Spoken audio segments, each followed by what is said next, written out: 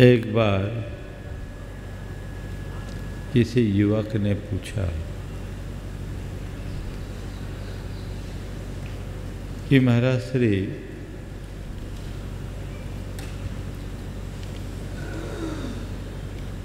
जीवन में इतनी सारी समस्याएं हैं,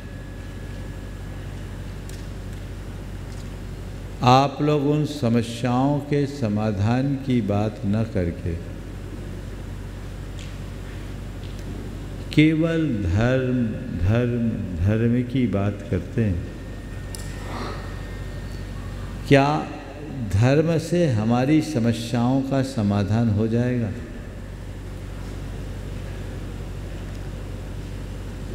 तो मैंने कहा, धर्म के अलावा ऐसा क्या है जिससे हमारी समस्याओं का समाधान हो? सच्चे अर्थों में यदि देखा जाए तो धर्म ही एकमात्र ऐसा आलंबन है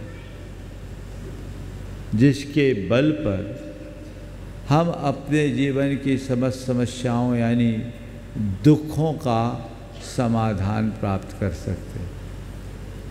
उसने कहा, महाराज धर्म से हमारे दुखों का समाधान कैसे होगा?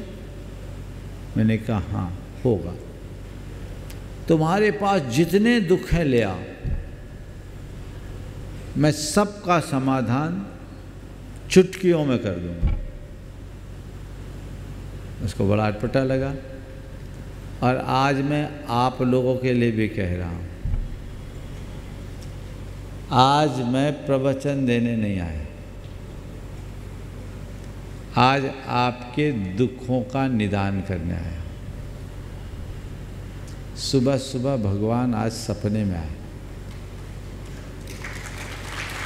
अब भगवान ने कहा, बहुत हो गया, आज सबको छुटकारा दिला दो। आप लोगों को चाहिए छुटकारा? हाँ, तो चलो बताओ आपको क्या क्या दुख है। आज मैं अपना दरबार लगाता हूँ और क्या क्या दुख है, जिसको जितने प्रकार के दुख हैं लिस्ट ले आओ, मैं एक एक करके सबका समाधान करके उठूंगा। लाएंगे आप लोग? बोलो कहाँ से शुरुआत करें? बोलो क्या दुख है? हाँ, ये लोग तो बोल रहे हम लोगों को तो दुख ही नहीं है महाराज, है ना? नहीं है ना? हाँ, आप लोगों को कोई दुख है? हाँ, क्या है बोलो? नहीं है? तो जब दुख ही नहीं है तो डॉक्टर की जरूरत क्या है? मैं भी चलता हूँ। बीमारी हो तो इलाज, और बीमारी नहीं तो इलाज की जरूरत क्या? बोलो, है कोई दुख? महाराज आप दुविधा में डाल दिए हैं। अब सार्वजनिक रूप से आप पूछोगे और अपने हृदय का दुख बता देंगे तो पोजीशन डाउन हो जाएगी और एक नया दुख हो जाएगा, पोजीशन बिगड़ने का नया दुख। चलो हम आपकी इस दुविधा का भी समाधान कर देते हैं। हम आपसे बिना पूछे आपके दुखों का निदान कर देते हैं। अब तो राजी हैं? महाराज ऐसे ही तो चाहिए। ऐसा वैद्य बहुत मुश्किल से मिलता है जो नाड़ी पकड़े बिना बीमारी पकड़ लेता है। पर चिंता मत करो, गुरु कृपा से ये योग्यता हमें प्राप्त हो गई है। आप सब संसार के जितने भी प्राणी हैं ना, उनके दुखों को यदि कंसोलिडेट करें, एकीकृत करें, तो सब मिलाकर 4 प्रकार का दुख है। 5वां दुख नहीं मिलेगा। 4 प्रकार का दुख है। एक कल्पना जन्य दुख, दूसरे प्रकार का दुख होगा वियोग जन्य दुख, तीसरे प्रकार का दुख अगर मिलेगा तो अभाव जन्य दुख होगा, और चौथे प्रकार का यदि दुख होगा तो परिस्थिति जन्य दुख होगा। कल्पना जन्य, वियोग जन्य, अभाव जन्य और परिस्थिति जन्य सारे दुखों को ले आओ। इन चार से बाहर कोई दुख नहीं है। समझ गए? और हमारे पास ऐसी टेक्निक है जो किसी भी कैटेगरी का दुख हो पल में दूर हो जाए। चलो सबसे पहले हम कल्पना जन्य दुख की बात करते हैं। मैंने कहा था धर्म ही एक ऐसा माध्यम है जिससे सारी समस्याओं का समाधान होता है। तो पहले हम समस्या और फिर उसका समाधान। कल्पना जन्य दुख क्या है? हम लोग बहुत सारी चीज़ें अपनी अवधारणा में ऐसी बना लेते हैं जो वास्तविक नहीं है, काल्पनिक है। और उस काल्पनिक बात में उलझ जाने के कारण हम दुखी होते हैं। और यदि हम उससे और गहरे में जाएं तो सबसे पहले हमने अपने आप को जो मान रखा है उस मान्यता को मेंटेन करने के लिए हम लोग बहुत परेशान होते हैं। आपने अपने आप को क्या मान रखा है?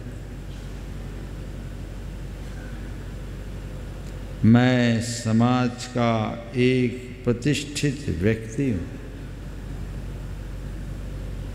मेरी समाज में एक बड़ी पहचान है,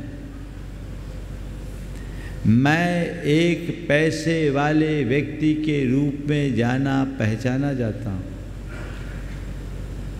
सब लोग मेरी महत्ता आंकते हैं, मैं घर का मुखिया हूँ, मैं एक बड़ा व्यापारी हूँ, मैं एक समाज का संचालक हूँ, मैं बड़ा ज्ञानी हूँ, मैं बड़ा विद्वान हूँ, मैं बड़ा तपस्वी हूँ, मैं बड़ा त्यागी हूँ, मैं रूपवान हूँ, मैं प्रतिभा संपन्न हूँ। ये चीज़ें जो मैंने अपने मन में जोड़ रखी, इसे एकदम छोटे से शब्दों में कह दूं तो मैं सर्वश्रेष्ठ हूँ। और अपनी इस श्रेष्ठता को मेंटेन करने के लिए मैं 24 घंटे परेशान होता हूँ। और मुझे तब बड़ी तकलीफ़ होती है जब मुझसे कोई आगे निकल जाता है, होता है। और उस समय भी मैं बहुत परेशान होता हूँ जब मैं अपने आप को पिछड़ा हुआ महसूस करता हूँ। मैं आपसे पूछता हूँ, मैंने अपने आप को जिस रूप से माना वो सत्य है या मेरे मन की कल्पना? बोलो। हाँ, कल्पना है ना। जीवन के दुखों का सबसे बड़ा कारण है अपनी काल्पनिक छवि को वास्तविक छवि मानना। तुमने अपने आप को जो मान रखा है वो तुम हो ही नहीं, तुम्हारे मन की कल्पना है। और जब तक अपने मन की कल्पना में ऐसे ही खोए रहोगे पूरे जीवन दुखी रहोगे, क्योंकि ये कल्पना अहंकार का सृजन करती है और अहंकार दुख का मूल है। इससे मैं और मेरेपन का भाव बढ़ता है जो हमारे जीवन को उलझाता है। जिसके कारण हर पल व्यक्ति दुखी होता है। यदि हमने अपने जीवन की सच्चाई को स्वीकार लिया, समझ लिया, उसी पल मैं और मेरापन खत्म हो जाता है, तो फिर न कुछ अच्छा बचता है, न बुरा बचता है, न मान होता है, न अपमान होता है, न लाभ होता है, न हानि होती है, न संयोग होता है, न वियोग होता है। सब चीज़ों से ऊपर हो जाते हैं और वहाँ सारी कल्पनाएं समाप्त हो जाती है, दुख भी खत्म हो जाता है। मैं हूँ एक अभिव्यक्ति, और मैं बड़ा हूँ, छोटा हूँ, ऊंचा हूँ, नीचा हूँ, अच्छा हूँ, बुरा हूँ, ऐसा हूँ, वैसा हूँ, ये हूँ, वो हूँ। ये जितने भी विशेषण हैं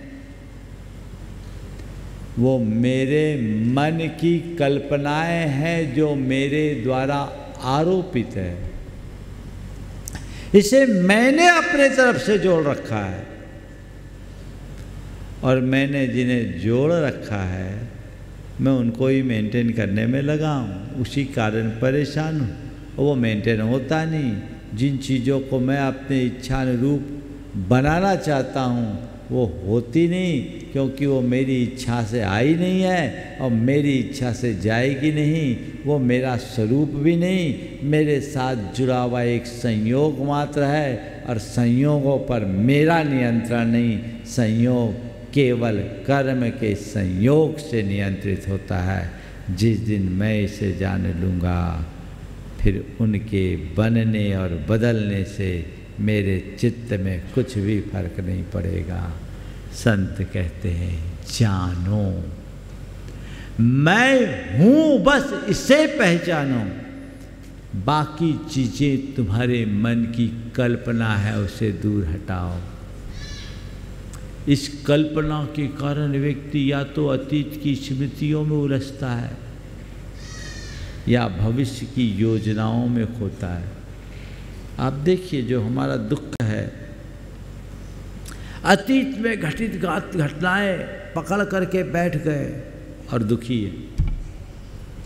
हर व्यक्ति के स्मृति के कोष में कुछ बातें ऐसी होगी जो आपके जेहन में बैठी है, और जब कभी वो बातें उभरती है मन दुखी हो उठता है। जब कभी वो बातें मन में उभरती है मन दुखी हो जाता है। संत कहते उसे भूलो, वो तो बीत गया, अब उसे पकड़ने से क्या होगा? बोलो। अपने मन को टटोल करके देखिए, आपके दुखों का दूसरा जो कारण है कल्पना का, वो अतीत की स्मृतियां हैं। जबकि हकीकत ये है कि अतीत एक भोगा हुआ यथार्थ है, वह व्यतीत हो चुका, आपने उसे भोग लिया, अब लौटने वाला नहीं। उसे याद करने से क्या होगा? अतीत में दो चीज़ें हैं, या तो कोई बुरा प्रसंग उपस्थित हुआ या किसी का बुरा व्यवहार हुआ। बुरा प्रसंग को आपने भोग लिया, ठीक है, होना था हो गया। कोई विपत्ति आई, कोई दुर्घटना घटी, कोई बुरा होना था हो गया, चलो वो निकल गया। बुरा होने के बाद भी मेरा बुरा क्या हुआ ये समझो, उसे बर्दाश्त करो। और कोई बुरा व्यवहार किया, उसे क्षमा कर दो, तो वो चीज़ें मन में कभी हावी नहीं होगी। और उस बात को लेकर जो अंदर बेचैनी और दुख होती है, दुख होता है, पल में दूर होगा। होगा कि नहीं? हो सकता है। नजरअंदाज करने की क्षमता अपने भीतर विकसित कर लीजिए। क्षमा करने का भाव अपने हृदय में जगाना शुरू कर दीजिए। अतीत आप पर कभी हावी नहीं होगा। लोग पकड़ करके बैठते हैं। एक स्थान पर मैं था, पहुंचने के बाद मालूम पड़ा समाज के 2 धड़े थे और दोनों के मुखिया एक दूसरे के समधी, लेकिन दोनों एक दूसरे के घुर विरोधी, एक भाजपा एक कांग्रेस। और संयोग कुछ ऐसा होता कि टर्म बदल बदल करके आता, कभी ये अध्यक्ष बनता कभी वो अध्यक्ष बनता। दोनों एक दूसरे को देखना पसंद नहीं करते और दोनों समधी थे। लोगों ने बताया कि महाराज जी आप आए हो और ये पहली बार ऐसा देखने में आया है कि सांप नेवला इकट्ठे दिख रहे हैं। महाराज ये आपका अपना कोई प्रभाव है? इससे पहले के अनेक चातुर्मास भी हुए, मुनिराजों का समागम भी हुआ, पर एक आता तो दूसरा आता ही नहीं था। आप जब से आए हो आपके आगमन के पहले से दोनों आ रहे। आपने अगर इन दोनों को एक कर दिया तो महाराज समाज का बहुत बड़ा काम हो जाएगा। मैंने कहा ठीक है देखता हूँ, मुझे पहले चीज़ें समझने दो। आए 15 ही दिन हुआ था। दोनों का चौका लग रहा था।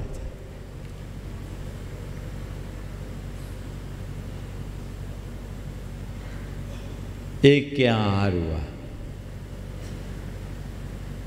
जो अध्यक्ष था उसके यहाँ आहार हुआ। आहार के बाद वो मुझे छोड़ने आए।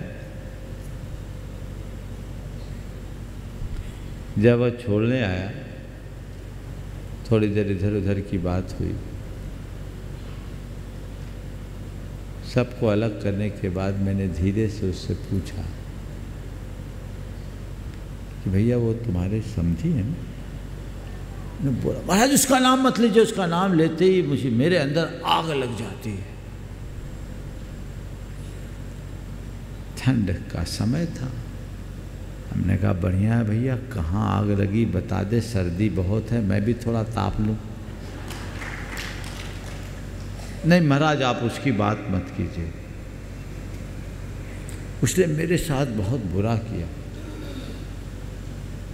उसने मुझसे मेरे साथ बहुत बुरा किया, मैं उसको भूल नहीं सकता।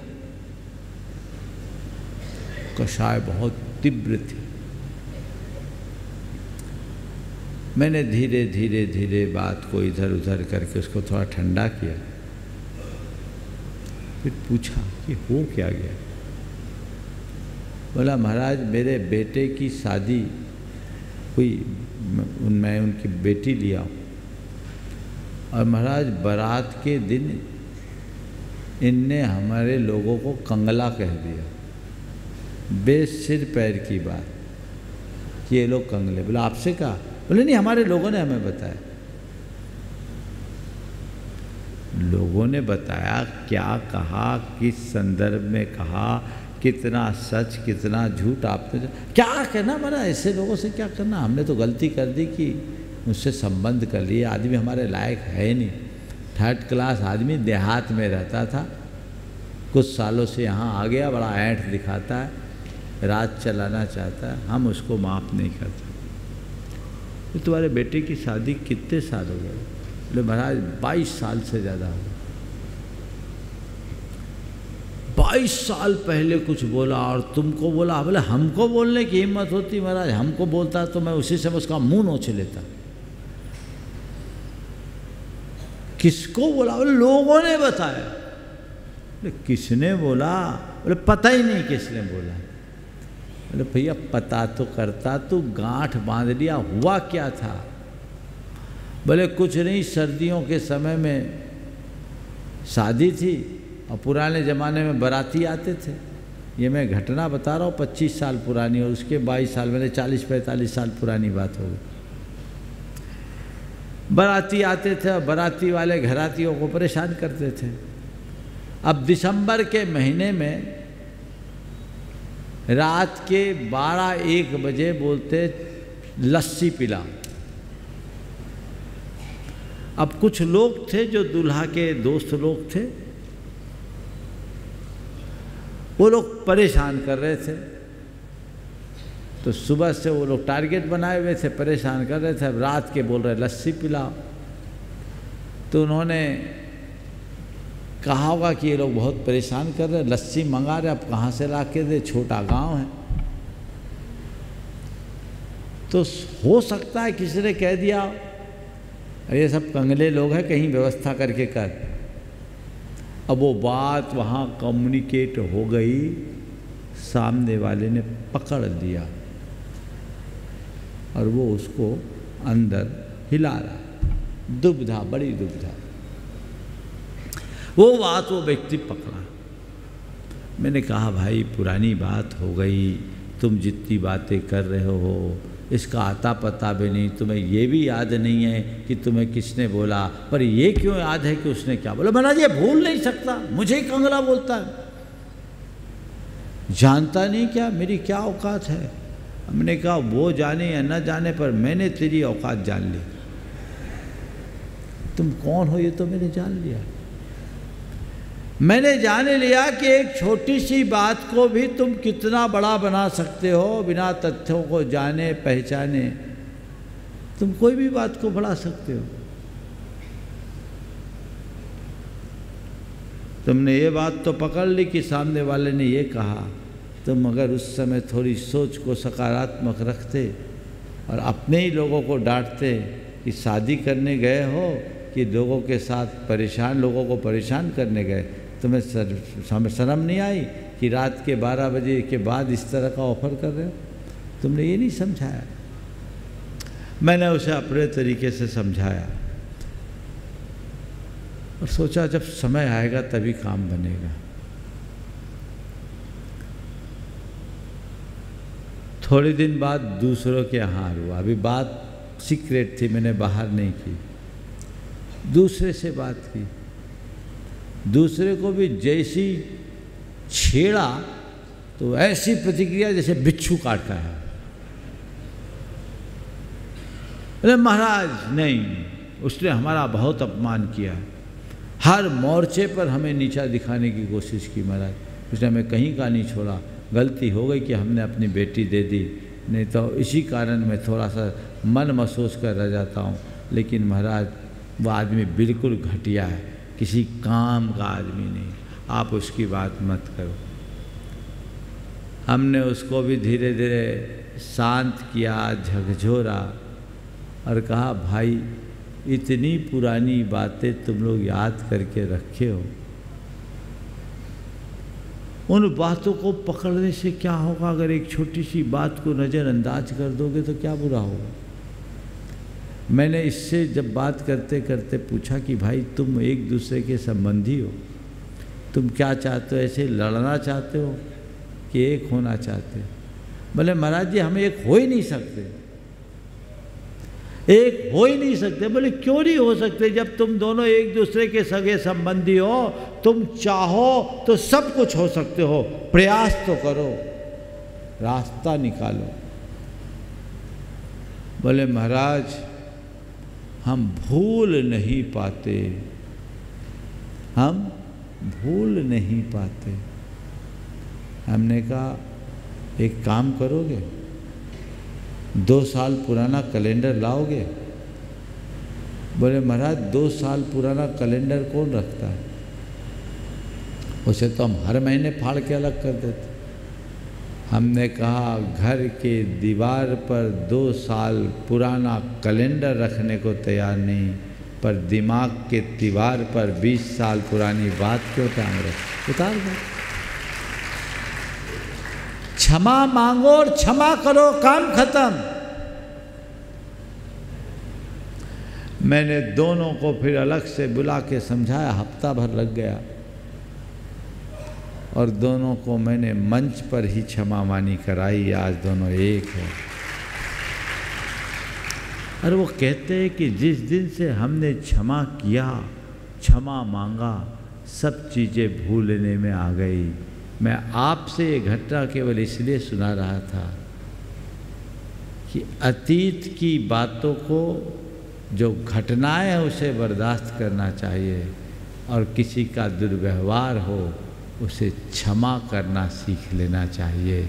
जिस दिन ये बातें सीख लेंगे, अतीत आप पर कभी हावी नहीं होगा, और अतीत हावी नहीं होगा तो अतीत जन्य दुख भी आपसे दूर होगा। होगा कि नहीं? इसी तरह भविष्य की कल्पना, इसमें लोग खोते हैं, प्लानिंग बनाते हैं, और आप लोगों की प्लानिंग तो ऐसी है कि प्लानिंग कमीशन भी फेल हो जाए। रोज योजनाएं बनाते हैं। भैया, भविष्य की योजना बनाना और भविष्य की कल्पना में खोना अच्छी, दोनों अलग अलग चीज़। भविष्य की योजना बनाना तो फिर भी ठीक है, लेकिन भविष्य की चिंता में उलझ जाना कहाँ की समझदारी।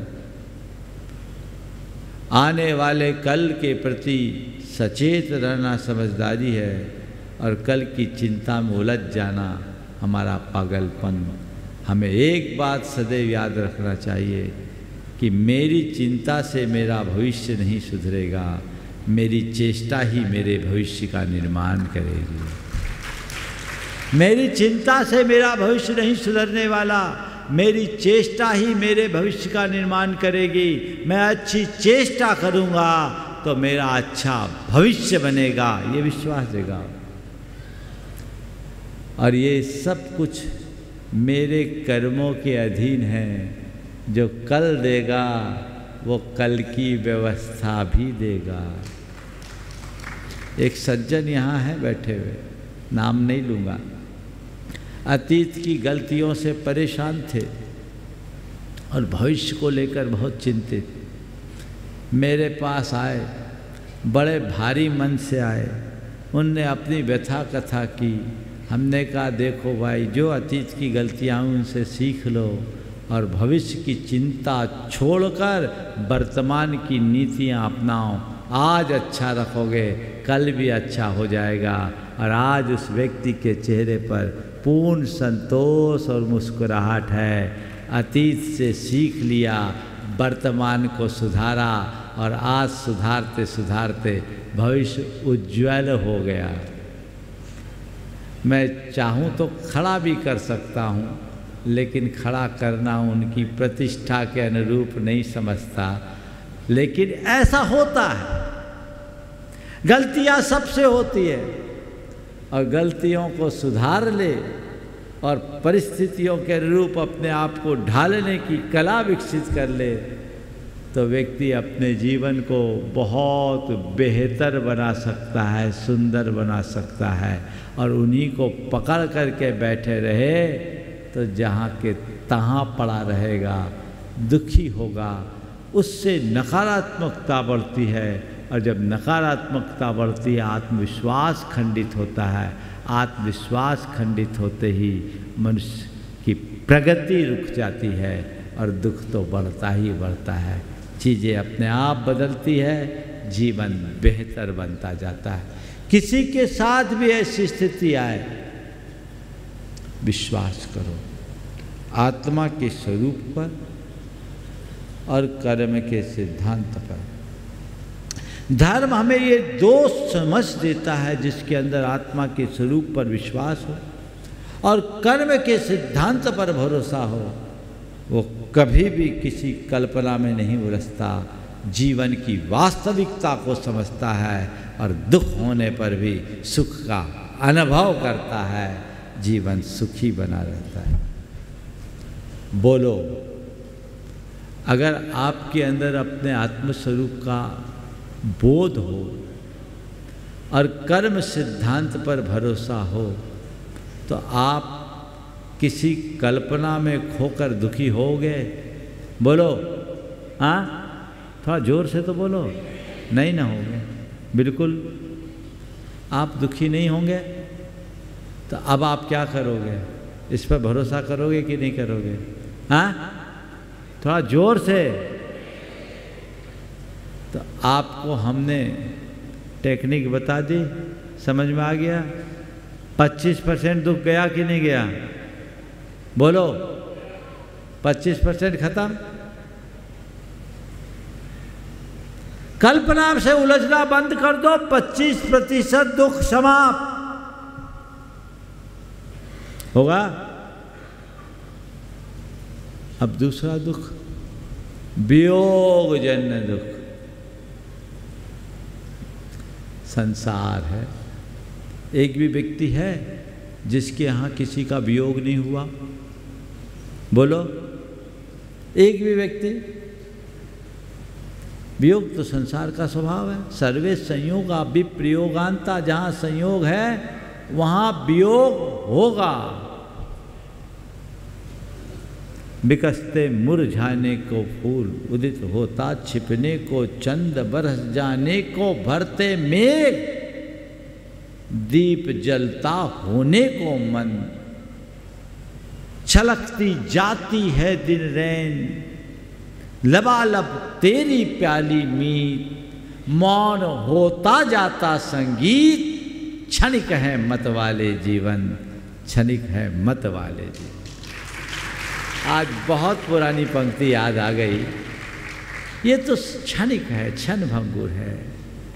संयोग बदलते हैं, सबके साथ वियोग होता है। सर्वे संयोगा विप्रयोगांता, सारे संयोग वियोग से जुड़े हुए हैं। वियोग को टाल नहीं सकते। और एक बात बताओ, जिसके वियोग में तुम रोते हो, तुम्हारे रोने से कभी वो लौट के आया? नहीं ना। तो जो वियोग है उसे हम टाल नहीं सकते, और रोने से वियोग कभी समाप्त नहीं हो सकता। तो संत कहते हैं, इस सत्य को स्वीकार कर लो जो धर्म सिखाता है कि जो भी संयोग है वो बाहर का है, और जो भी वियोग है वो बाहर का है। बाहरी संयोग है, बाहरी वियोग है। जहाँ संयोग है वहाँ वियोग है, और भीतर न तो संयोग है न वियोग है, एकमात्र चैतन्य उपयोग है, उसे पहचानो। तुम उपयोग स्वरूप चेतन आत्मा हो, वहां न संयोग न वियोग। इस शाश्वत सत्य को स्वीकार करने वाला जीवन में कभी दुखी नहीं हो सकता। एक बहन जी सड़क दुर्घटना में 32 वर्ष की उम्र में पति का वियोग हो गया। अपार संपत्ति का धनी, कंस्ट्रक्शन का लंबा चौड़ा कारोबार, डायनामिक पर्सनालिटी, अचानक चला गया। लोगों को बड़ा आघात पहुंचा, लेकिन उसकी धर्मपत्नी पूर्णतः स्थिर चित्त रही। लोगों ने कहा कि इस असमय में जो तुम पर वज्राघात हुआ, इसका हमें बड़ा दुख है। उन्होंने कहा, दुख तो सबको होता है, पर दुखी होने से क्या होगा। मैं तो यही मानती हूँ कि मेरे और मेरे पति का यही संयोग था। साथ थे तो भी वो अलग थे, और आज चले गए तो भी अलग है। हर की आत्मा एक है। हमने तो बचपन से ही ये सीखा है, राजा राणा छत्रपति हाथी के असवार, मरना सबको एक दिन, अपनी अपनी बार। आज उनकी बारी आई, वो चले गए। वो कितना अच्छा उत्तर दी। उनने कहा, हमने तो समय सार को जाना है, पढ़ा है, जिया है। ये तो संसार एक रंगमंच है जिसमें आने वाला हर जीव अलग अलग का पात्र बनकर, अलग अलग पात्र बनकर अपनी भूमिका अदा करता है और सबकी भूमिका और सबका अभिनय निश्चित है और उसके अनुरूप अपना अभिनय करता है और चला जाता है। मेरी नियति को मुझसे जो अभिनय कराना है मुझे वो करना है, पर मुझे पता है ये रोल है, रियल नहीं। जो इस सत्य को अपने हृदय में स्थापित कर ले वो बड़े से बड़े आघात को सहजता से सह सकता है। उसे कुछ नहीं हुआ, पर इसके साथ उनके पति की मृत्यु के बाद उनके जेठ लोग की नीयत खराब हुई, संपत्ति को डकारने की कोशिश की। कुछ लोगों ने आकर कहा कि देखो तुम्हारी सारी संपत्ति को लोग ऐसा कर रहे, वैसा कर रहे, बिजनेस को हड़प रहे हैं, ऐसा कर। उसने जो बात कही वो ध्यान देने होगा, उससे भी फर्क नहीं पड़ा। जब धनी ही नहीं रहा तो धन से क्या मोह। जाना होगा जाएगा, ये भी एक संयोग है। मुझे क्या चाहिए? शरीर चलाने के लिए 2 वक्त की रोटी, और मेरा एक बेटा है वो इतना प्रतिभावान है, पढ़ लिख करके कुछ ना कुछ बन ही जाएगा और उसका पुण्य उसका निर्वाह करा देगा। मैं किसके लिए रहूं? मैं किसके पीछे दुखी हूं? बोलो, ये दृष्टि आप ला सकते हैं? ऐसी कोई व्यवस्था नहीं जिससे कहा जा सके कि तुम्हारे घर में किसी प्रकार का वियोग नहीं होगा, निश्चिंत हो जाओ। न धर्म के पास है, न विज्ञान के पास है, न टेक्नोलॉजी के पास है क्या? बोलो, नहीं है। पर धर्म के पास एक ऐसी टेक्निक है कि चाहे कितना भी वियोग हो और चाहे जैसा भी वियोग क्यों ना हो, तुम अविचलित बने रहो। ये हो सकता है यदि संयोग और वियोग की इस भंगुरता को स्वीकार कर लो। बोलो, आप स्वीकार कर सकते हो कि नहीं? बोलो, क्या हो गया इतने धीमे धीमे?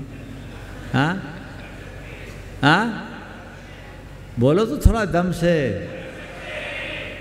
कर सकते, कब से स्वीकार हो गए? हाँ, आज से ही ना। स्वीकारोगे नहीं महाराज, स्वीकार लिया। स्वीकारेंगे क्या? स्वीकार लिया। बोलो, स्वीकारा कि नहीं?